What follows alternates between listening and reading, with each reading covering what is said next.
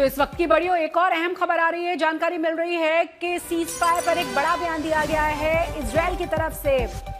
Netanyahu की तरफ से साफ कर दिया गया है कि हम अपने लक्ष्य को प्राप्त करके रहेंगे। तो इजरायल की तरफ से बड़ा बयान दिया गया है जिसमें नेतन्याहू की तरफ से कहा गया है कि हम अपने लक्ष्य को पूरा करेंगे, इसे प्राप्त करके रहेंगे, क्योंकि लगातार लेबनान पर इजरायल की तरफ से हमले जारी हैं।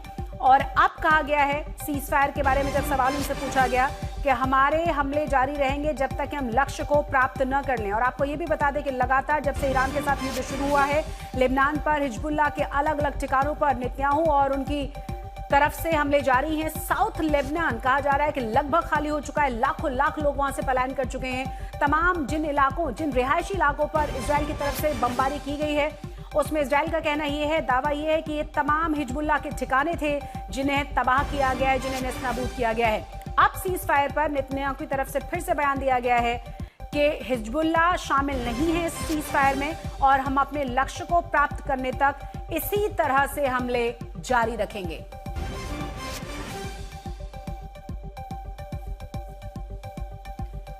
तो लेबनान पर इजरायल के साथ राष्ट्रपति ट्रंप की बातचीत भी जारी है और इजरायल की तरफ से पहले ही साफ कर दिया गया था, सीज फायर के ऐलान के बावजूद अलग अलग इलाकों में लेबनान में इजरायल के हमले जारी थे।